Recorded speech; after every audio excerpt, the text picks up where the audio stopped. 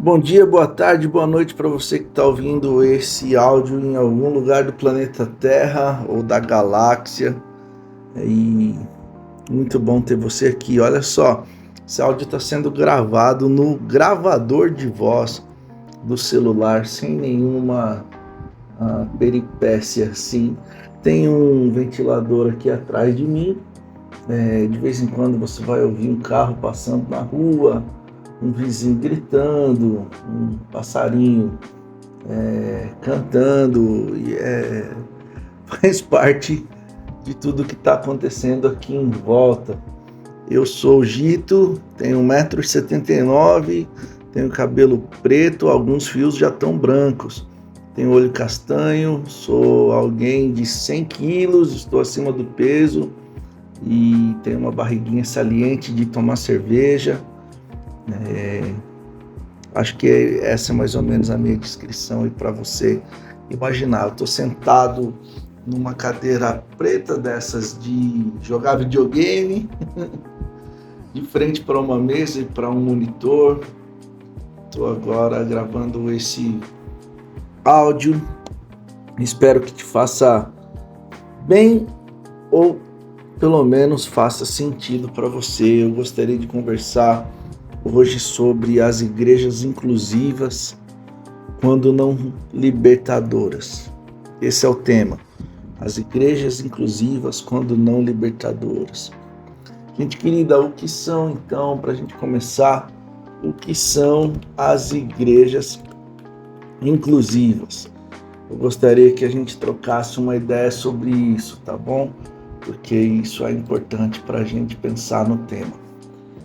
Olha só, as igrejas inclusivas são as comunidades religiosas que acolhem e que aceitam pessoas da comunidade LGBT, incluindo membros, líderes e ministros, e que consideram a diversidade sexual e de gênero como parte legítima da experiência religiosa.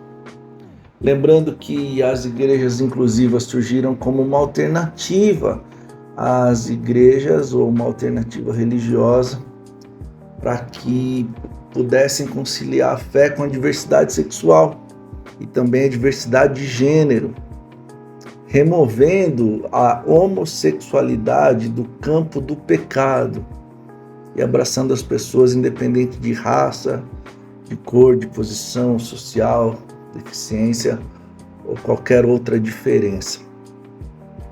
É importante que a gente entenda também que essas igrejas surgiram em especial no Brasil nos anos 90 e muitas vezes essas igrejas se reuniam de forma secreta, como foi a comunidade metropolitana, que foi uma das pioneiras aqui no Brasil e que teve a sua sede própria em 2002. E aí, gente querida,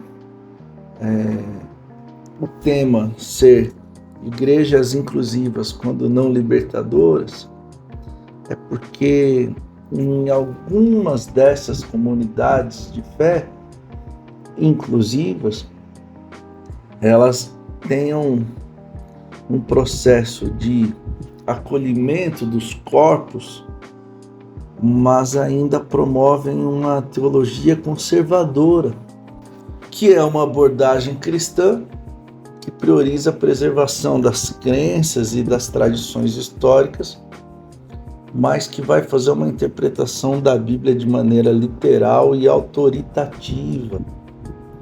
E daí que muito dessa teologia proposta em ambiente inclusivo é curioso, porque só se deixa de fazer leitura literal e autoritativa dos textos considerados tocantes à questão da comunidade LGBT, de modo que muitas vezes há uma escolha por um processo muito moralista, embora libertador de algum modo, ou uma palavra melhor é acolhedor à comunidade LGBT.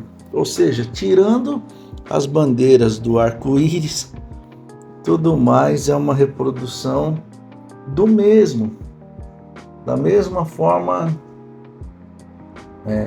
de igrejas das quais estes e estas foram expulsos, foram postos para fora, não foram bem-vindos e bem-vindas. Muitas vezes a comunidade LGBT foi tão oprimida em ambientes religiosos que agora já não percebem uma opressão religiosa açucarada, porque é um ambiente de aceitação de suas sexualidades e de seus corpos. Mas, gente querida, a conversão ao Evangelho não se dá na troca das bandeiras ou na frequência a um espaço religioso qualquer, mas a conversão do Evangelho se dá na alteração da consciência, de modo que não é trocar de igreja, não é ir agora para um lugar onde você é aceito enquanto LGBTQIAPN+. Precisa ser mais que isso. Precisa ser um lugar em que você seja aceito, sim, mas que seja também um ambiente de anúncio do Evangelho, de libertação dos corpos e das mentes e das consciências, que seja um lugar em que haja a superação de moralismos religiosos, de machismos religiosos, o patriarcado, de loucuras propostas em nome de Jesus de Nazaré. É preciso que haja superação disso, a superação da reprodução mais do mesmo, do que já foi feito, dos ambientes onde saíram, com a lógica da barganha com Deus, a lógica do dízimo exacerbado, a lógica da oferta da teologia da prosperidade.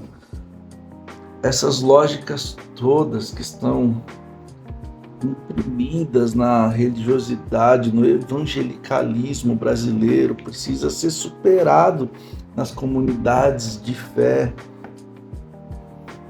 inclusivas.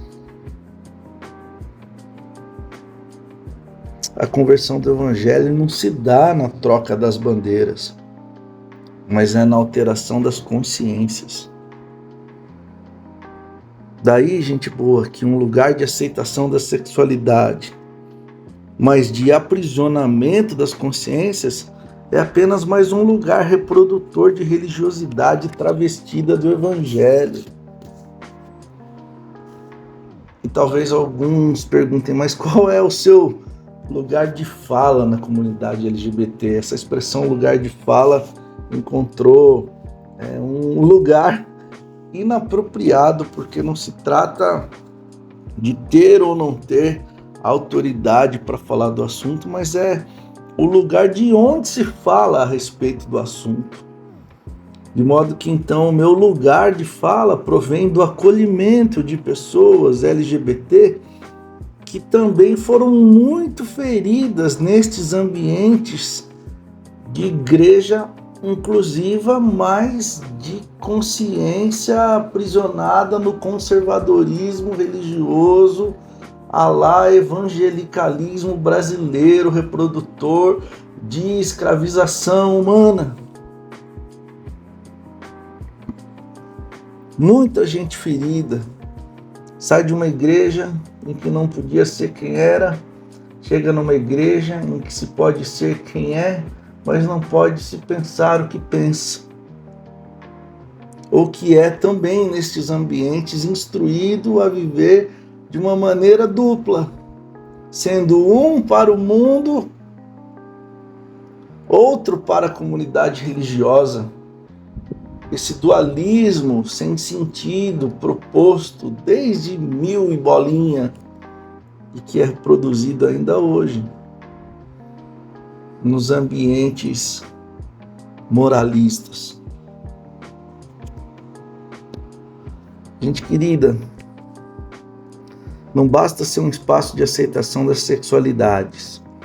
As igrejas inclusivas precisam ser ambientes que produzem vida e produzem consciência de libertação. Não é apenas um lugar onde se pode ser o que se é.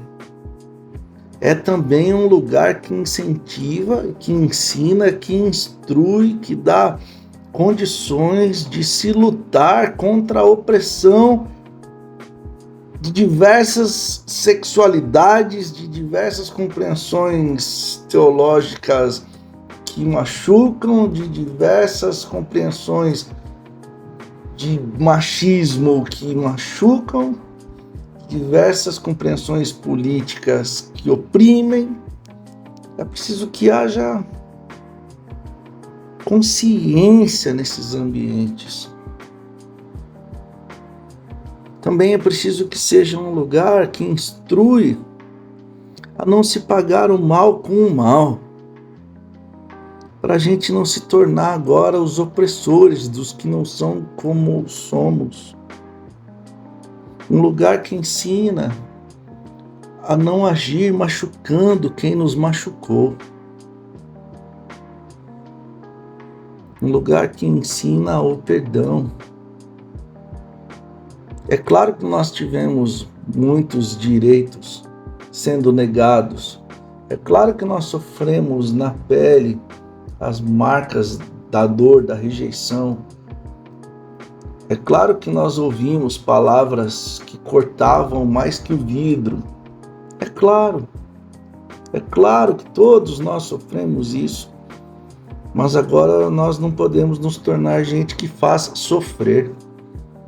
Pelo contrário, é do sofrimento que a gente tira beleza, de modo que a gente se torna gente adocicada pela graça de Jesus, não intragável. Gente que vence o mal com o bem, conforme a proposta do Evangelho. Gente que sofreu muito e teve por muitos anos as mãos sufocando o pescoço.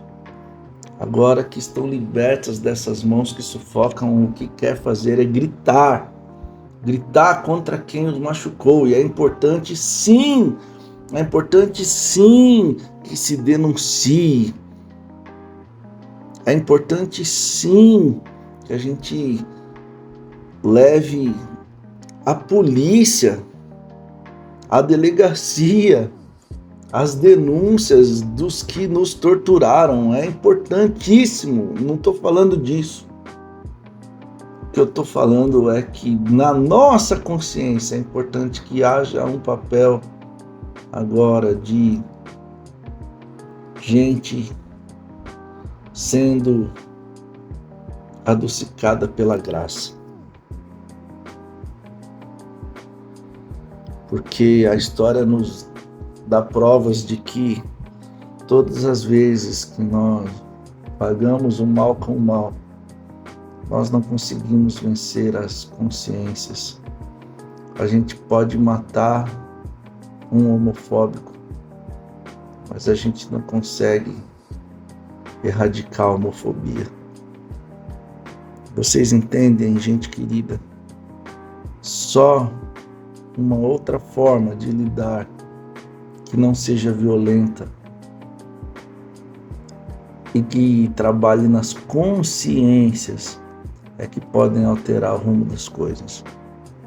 De modo que então o Evangelho de Jesus, sendo trabalhado nas consciências, pode alterar a gente e alterar o mundo através da gente. Gente querida, as comunidades de fé inclusivas precisam mais do que incluir, mas serem formadoras de agentes de libertação na sociedade. Gente como o sal imiscuído à massa, que vai dando sabor à massa. Gente como luz no mundo, que vai iluminando a sociedade dessa escuridão do preconceito. Mas não sendo também filhos do preconceito, preconceituando-nos uns aos outros, mas gente que espalha a graça por meio do Evangelho sendo pregado, não necessariamente com palavras, mas com postura, com uma nova consciência, com um processo ético, com um jeito bonito de ser e viver diante de tudo e de todos, entendendo que somos amados e aceitos por Jesus de Nazaré. Creio com toda sinceridade que esse é um jeito bom da gente viver como discípulos e discípulas de Jesus nesse mundo. Não apenas sendo inclusivos, mas sendo especialmente amorosos. Eu não sou parte da comunidade LGBT, mas fui aceito e acolhido numa comunidade LGBT. Sou um homofóbico em desconstrução, um religioso que saiu do armário no processo de acolher e descobrir que meus irmãos, minhas irmãs da comunidade LGBT, que todas as pessoas da comunidade LGBT, melhor falando,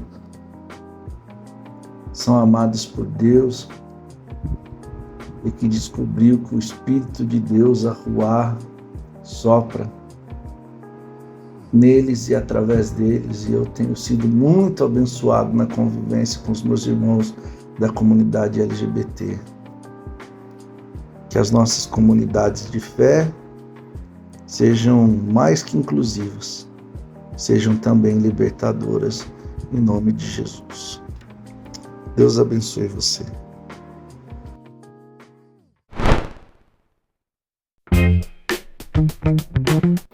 Aí, você acabou de ouvir uns pitacos do Gito, e se você gostou, passa pra frente, compartilha aí, faz chegar em alguém, manda pro seu tio do Zap, manda pra alguém aí que você acha que vai se interessar pelo tema, tá bom? Se você achar que pode ser da hora pra alguém, não tenha medo de sentar o dedo e espalhar pra todo mundo. Demorou? É nóis!